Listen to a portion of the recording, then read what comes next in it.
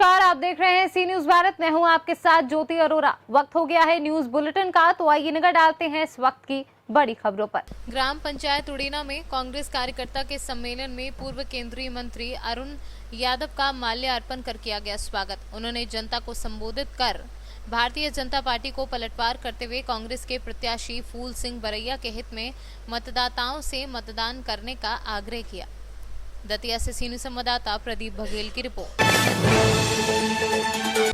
बिहार विधानसभा चुनावी जनसभा का आयोजन किया गया। इस आयोजन में मुख्य अतिथि पप्पू यादव, चंद्रशेखर आजाद और रावण ने मुखातिब होकर जनसभा को संबोधित किया।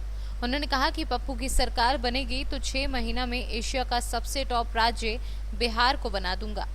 गठबंधन इशू बेस्ड पॉलिटिक्स कर रहा है। खासकर मेरा जो अपना वादा है जनता से, हम गरीब और दलित के बीच में जा रहे हैं। हम उन्हीं को मालिक मानते हैं और ईमानदारी से विकास उन्हीं का होगा।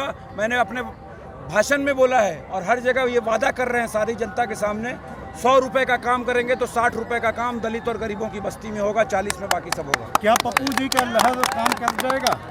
पप्पू जी की लहर तो पूरे हिंदुस्तान में नहीं, पूरी दुनिया पप्पू की तारीफ करती है। अब बिहार की जनता को समझना है कि एक सच्चे सेवक को पसंद करना है कि ये ठगबंधन के नेता जो 5 साल में एक मरतबा घरों से बाहर निकल के जनता को दिग्भ्रमित करते हैं, कि जो 24 घंटे बिहार वासियों के लिए जीता मरता है, उसको पसंद करते हैं। उसको तय करना जनता मालिक है। क्या ये बात क्लियर हो गया है कि लोगों के बीच में, दिलों में जो है जगह ले चुके हैं ये पप्पू जी? लोगों के दिलों में पप्पू की भी जगह है, चंद्रशेखर रावण आज़ाद की जगह है। दीवाने हैं तमाम दलित महादलित समाज के नौजवान लड़के। चंद्रशेखर रावण आज़ाद जिस तरह से मूल निवासियों की बात पूरे हिंदुस्तान में पुलिस की लाठी खा के, झूठा मुकदमा खा के, उसके बाद भी अपनी जुबान नहीं बंद किया। यही सच्चा गठबंधन है जो बिहार को एक बेहतर विकल्प देगा और बिहार का विकास करेगा और समाज में अंतिम पैदान पे जो लोग बैठे हैं उनका विकास सुनिश्चित करेगा। आप सरघाटी विधानसभा चुनाव जीतते हैं तो आपका पहला प्राथमिकता क्या रहा है? मैंने तो बता दिया, सरघाटी में सबसे बेहतर है कि एडवांस एजुकेशन का कोई इंस्टीट्यूट खुलेगा, कोई प्रोफेशनल इंस्टीट्यूट खुलेगा, पब्लिक लाइब्रेरी बनेगी, एक सुंदर स्टेडियम बनेगा। मेरी माँ बहन की सुरक्षा के लिए बिल्कुल सुनिश्चित कराएंगे। सीसीटीवी कैमरा हर पोल पे लगेगा, उसको सुनिश्चित कराएंगे। हर बिजनेस एस्टेब्लिशमेंट में सीसीटीवी कैमरा लगेगा और 3 मरतबा से ज़्यादा कोई भी लड़का किसी भी वैसे गलत इंसिडेंट में फंसेगा, उसकी पंचायती राज के द्वारा जो भी सुविधा दी जाती है सरकार से, उसको सुविधा से वंचित किया जाएगा और सोशल बाइकआउट कराया जाएगा। तभी जब तक समाज जागरूक नहीं होगा तब तक महिला, मेरी माँ बहन सुरक्षित नहीं रहेंगी। चलिए ठीक। गया से सी न्यूज संवाददाता अशोक शर्मा की रिपोर्ट। उत्तर प्रदेश के जनपद हापुड़ के थाना बाबूगढ़ क्षेत्र के बचलौता रोड स्थित एक फार्म हाउस में भारतीय जनता पार्टी के द्वारा 2 दिवसीय शिविर का आयोजन किया गया, जिसमें 2 दिन में लगभग 60 लोगों को सोशल डिस्टेंसिंग का पालन कराते हुए प्रशिक्षण दिया गया। बीजेपी सांसद ने बताया कि हमारा उद्देश्य भारतीय जनता पार्टी के बारे में बताते हुए बताया कि ये पार्टी पुरानी पार्टी है। पार्टी का मुख्य उद्देश्य लोगों को, बीजेपी पार्टी लोगों के हितों की पार्टी है। क्या नाम है आपका? मेरा नाम कपिल सिंघल है जी। सिंगल जी, आज यहाँ पर शिविर का आयोजन किया गया है, किस चीज़ को लेकर शिविर है और क्या है इसका उद्देश्य है? भाई साहब, कार्यकर्ताओं को प्रशिक्षण दिलाया गया है, जिसमें कार्यकर्ताओं को पार्टी की जानकारी दी गई है, कैसे कैसे पार्टी के विचार, कैसे कैसे पार्टी की पृष्ठभूमि है, उसके बारे में सब आम कार्यकर्ताओं को अवगत कराया गया। देखा गया कि कोई आई कार्ड, ये पार्टी के जो पदाधिकारी है उनके लिए आई कार्ड इशू किए गए हैं, जो हमारे संगठन ने प्रस्तावित किए गए हैं उनके लिए। सांसद जी, ये मंडल प्रशिक्षण शिविर है, इसका क्या उद्देश्य है और किस लिए लगाया गया है? भारतीय जनता पार्टी कार्यकर्ता आधारित पार्टी है प्रारंभ से ही, और इसलिए इसमें 2-3 चीज़ें बड़ी नियमित रूप से होती हैं। पहला, प्रत्येक 3 वर्ष में चुनाव होते हैं, उसके लिए सदस्यता होती है, सक्रिय सदस्य बनते हैं जी। फिर बूथ अध्यक्ष से लेकर के राष्ट्रीय अध्यक्ष तक के चुनाव होते हैं।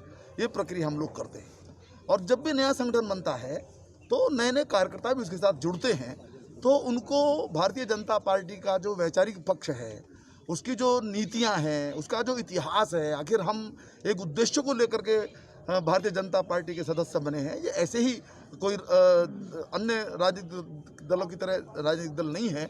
तो इन सब बात को बताने के लिए हम निरंतर प्रशिक्षण वर्गों का आयोजन करते हैं।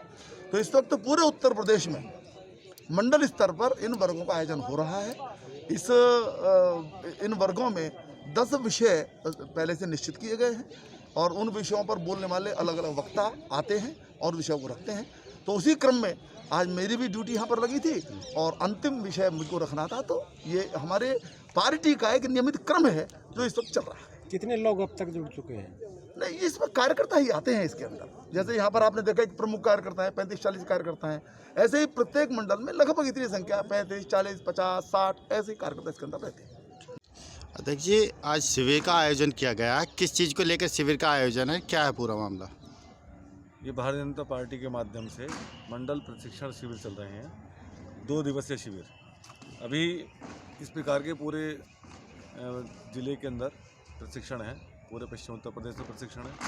तो ये 2 दिवसीय प्रशिक्षण कार्यकर्ताओं को ये बताने के लिए कि भाई हमारी रीति नीति परंपरा क्या है, भारतीय जनता पार्टी, हमारा इतिहास क्या है, हमारे विचार क्या हैं, इन सबको लेकर के यहाँ प्रशिक्षण दिया जा रहा है, जिसमें विभिन्न पदाधिकारी और जनप्रतिनिधि अलग अलग सत्र में यहाँ पर आए हैं। जो लोग नहीं जानते उनको बताना चाहते हैं कि हमारा क्या भारतीय जनता महत्व है। पार्टी का एक विचार है, केवल सत्ता प्राप्ति नहीं है, इस देश के अंदर खुशहाली कैसा आए, देश के अंदर रहने वाली जनता, गरीब व्यक्ति, किसान, मजदूर, व्यापारी, सब वर्ग खुशहाल हों। तो ये जो हमारी विचारधारा है उस विचार को बताने के लिए, समझाने के लिए ये प्रशिक्षण वर्गों का आयोजन होता है। लगभग कितने लोगों ने यहाँ प्रशिक्षण ले चुके हैं अब तक?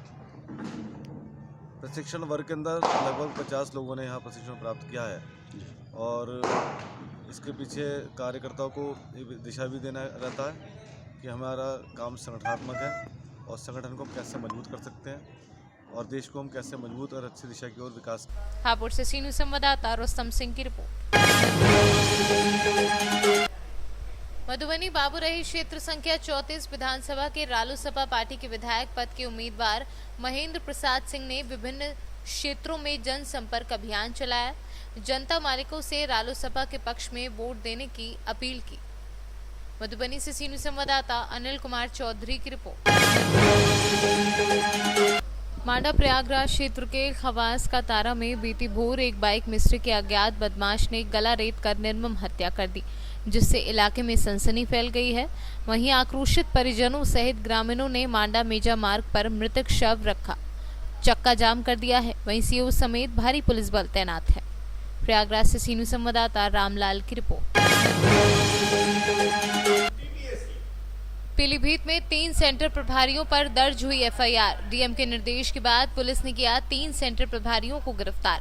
सेंटर प्रभारी की गिरफ्तारी से धान माफियाओं में मचा हड़कंप।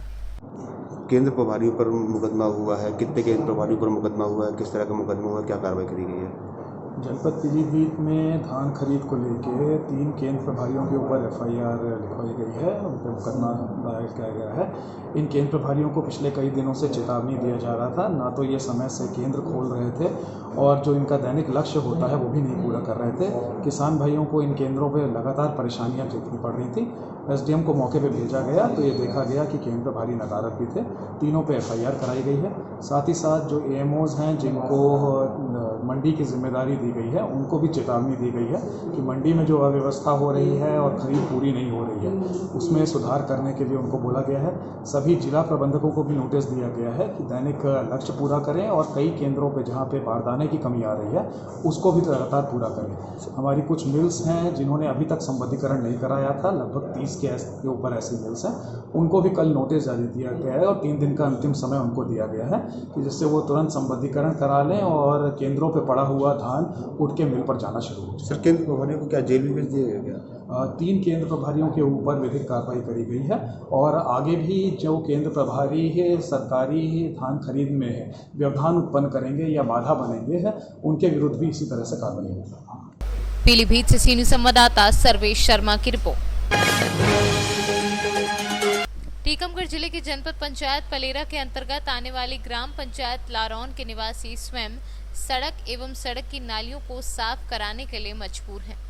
मामला ग्राम पंचायत लारौन का है, जहां की सड़कों एवं नालियों में इतना कीचड़ भरा हुआ है कि लोगों को आने जाने में काफी कठिनाइयों का सामना करना पड़ रहा है एवं सड़कों एवं नालियों के समीप रहने वाले लोगों का रहना मुश्किल हो गया है।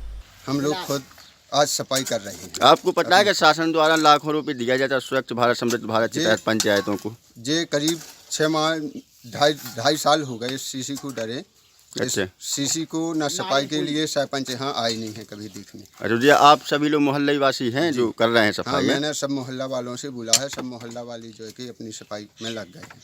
तो आप लोग देख सकते हैं कि लाउन पंचायत के लिए ये कितना बड़ा काला दिन है कि मिश्रा। अच्छा, तो आप लोगों के द्वारा ये सफाई की जा रही है? सरपंच सुनते नहीं है, वो कहता है सफाई के नाम का पैसा हमको 1 रुपया नहीं मिला है 5 साल में। अच्छा हाँ, तो आप लोगों को तो पता होगा कि पंचायतों में स्वच्छ भारत समृद्ध भारत के तहत बहुत पैसा खर्च किया कहाँ जाता हम है सरकार लोगों ने द्वारा। कि लाखों रुपया आता है, कहाँ जाता है जी पैसा? कहते हमारे बाप का है, हमारा कौन क्या बिगाड़ सकता है। माजूर देंगे जो हमको नाली साफ करने यानी धमकियाँ भी दी जाती हैं जनता को? धमकी बिल्कुल जान से मारने की। परवाह का वजन देता है, हम 200 आदमी हैं, जान से मरवा देंगे। तो आप देख टीकमगढ़ से सीनियर संवाददाता पुष्पेंद्र गुप्ता की रिपोर्ट। आज की न्यूज बुलेटिन में फिलहाल इतना ही। देश और दुनिया की तमाम बड़ी खबरों के लिए आप देखते रहिए सी न्यूज भारत।